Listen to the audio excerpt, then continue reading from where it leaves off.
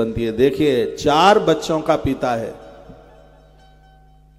और चारों में से एक भी तो नहीं है पास में। माता कैकेयी को दोष मत देना इस बात के लिए। माता कैकेयी को पता था कि पुत्र विरह में इनकी मृत्यु होगी। कैकेयी का भी चरित्र बड़ा अद्भुत है। जब श्रवण कुमार की हत्या हुई थी तो उसी रात्रि को महाराज दशरथ ने ये कैकेयी को बात बता दी थी, आज मुझसे इतना बड़ा अपराध हो गया है कि मुझसे एक ब्राह्मण बच्चे की मृत्यु हुई है, तो उसके बूढ़े अंधे माता पिता ने मुझे श्राप दे दिया है कि जैसे मैं अपने बच्चे के विरह में मर रहा हूं, और राजन तेरी भी मौत, तेरे पुत्रों के विरह में तेरी मृत्यु होगी। पर कैकेयी हमें तो कोई भय नहीं है, हमें तो कोई डर नहीं है, क्योंकि हमारे तो संतान है ही नहीं। लेकिन साधु की बात तो कभी खाली जाती नहीं। यज्ञ भगवान की कृपा से 4 पुत्रों का जन्म हुआ और महाराज दशरथ इस बात को भूल गए थे कि मुझे एक वृद्ध संत ने मुझे श्राप दिया, इस बात को भूल गए थे। लेकिन माता कैकेयी ध्यान में रखी थी। पुरुष उतना ध्यान में बातें रखते नहीं है जितना कि माताएं बात ध्यान में रखती हैं। कोई अपमान कर दे तो पुरुषों को उतना ध्यान नहीं रहता। कोई जेठानी देवरानी, कोई अड़ोसी पड़ोसी रिश्तेदार अपमान कर दे तो माताएं नहीं बुला पाती।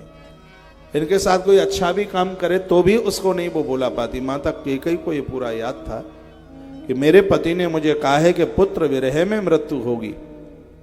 4 बच्चों का जन्म हो गया और महारानी कैकेयी जानती है कि महाराज की मृत्यु पुत्र विरह में होगी। तो माता कैकेयी मन में विचार करने लगी कि यदि मेरे 4 बच्चों में से यदि किसी की मृत्यु हो गई तो महाराज अपने प्राण छोड़ देंगे। अब इसके लिए मैं क्या करूं? यह भूमिका कैकेयी ने बनाई थी। उसने सोचा था कि 2 बच्चों को मैं भेजती हूं उनके ननिहाल, भरत और शत्रुघ्न को भेज दिया ननिहाल। फिर उसने विचार किया कि राम के लिए मांग लेती हूं वनवास, राम के लिए वन मांगूंगी, लक्ष्मण रुकेगा नहीं, लक्ष्मण संग में चला जाएगा। जब महाराज को 4 पुत्रों में से एक भी पुत्र आंखों के सामने नहीं आएगा, और उस व्यक्ति ने यह भी बोला था साधु ने कि जिस समय तुम मरोगे उस समय तुम्हारी आंखों के सामने तुम्हारी एक भी संतान नहीं होगी। साधु का श्राप देखिए। यह माता कैकेयी समझती थी। उसने सोचा 2 चले जाएंगे ननिहाल, 2 चले जाएंगे वन के लिए, महाराज सहन नहीं कर पाएंगे, महाराज प्राण अपने छोड़ देंगे। माता कैकेयी कहती है कि मैं वैधव्य भले ही हो जाऊं, मेरी मांग का सिंदूर भले ही उड़ जाए, लेकिन मैं अपनी पुत्र बधुओं की मांग का सिंदूर नहीं उड़ने दूंगी। यह कल्पना माता कैकेयी ने की थी। कैकेयी बहुत सजग नारी थी। क्षत्रियाणी माताओं में जितने गुण होते हैं वो सब माता कैकेयी के अंदर थे। ऐसी ही नारी भरत को जन्म देती। जिस समय देवासुर संग्राम हुआ था, इतनी जोर से युद्ध हुआ कि महाराज घायल हो गए थे उसमें।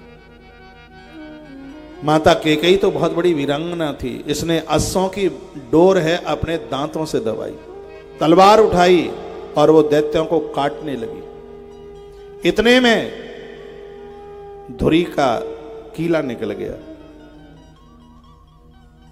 धन्य है वो माता, उसने अपनी एक उंगली धुरी में डाल दी। रथ की धुरी में कीले की जगह पर इसने अपनी एक उंगली डाली, एक हाथ से तलवार चलाती रही और घोड़ों की जो बागडोर थी वो अपने दांतों से दबाई। उसने दैत्यों की हालात कर दी कि दैत्य युद्ध छोड़ करके भागे और देवराज इंद्र को विजय मिल गई उस युद्ध में। महाराज के प्राण बच गए। महाराज इतने प्रसन्न हो गए थे और महाराज ने कहा कैकेयी आज तुमने मेरे प्राणों को बचा लिया है, मैं एक नहीं 2 वरदान तुम मुझसे जो मांग ले मैं आज अति प्रसन्न हूं। एक वरदान उसके लिए कि तूने युद्ध में दैत्यों को पराजित कर दिया, और एक वरदान उसके लिए तेने मेरे प्राण बचा दिए। तू मुझसे कोई भी 2 वरदान मांग ले। माता कैकेयी तो बहुत संतुष्ट नारी थी। उसने कहा महाराज आप स्वस्थ रहें, क्या चाहिए?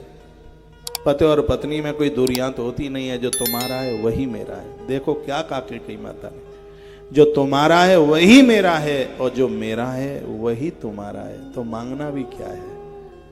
कैकेयी माता ने कहा नहीं, महाराज दशरथ ने कहा मुझे संतुष्टि नहीं है, तो कैकेयी ने कहा जब जरूरत पड़ेगी तब मांग लेंगे। बात आती जाती बनी रही और ये मंथरा को जानकारी थी इस बात की।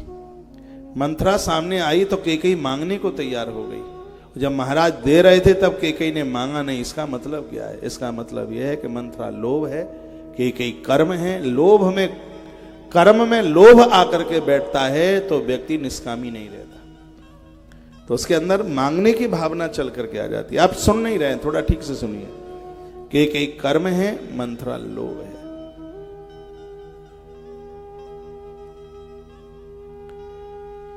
कर्म में लोभ नहीं आकर के बैठेगा तो कर्म निष्कामी होगा, उदार होगा, वो मांगेगा ही नहीं बिल्कुल, चाहे जितना महाराज दशरथ कहें। कहां कैकेयी माता ने मांगा? लेकिन सीधी सी बात है, आपके कर्म में जब लोभ की मंथरा आकर के बैठ जाएगी, आप बिना मांगे रह ही नहीं सकते। जब तक मंथरा दूर थी, माता कैकेयी ने नहीं मांगा। मंथरा नजदीक आई, कैकेयी मांगने को तैयार हो गई। सीधी सी बात है, मंथरा लोभ है। जब कर्म में लोभ आके बैठता है तो व्यक्ति मंगता हो जाता है, तब व्यक्ति मांगने वाला हो जाता है, फिर वो मांगे बिना रहता नहीं।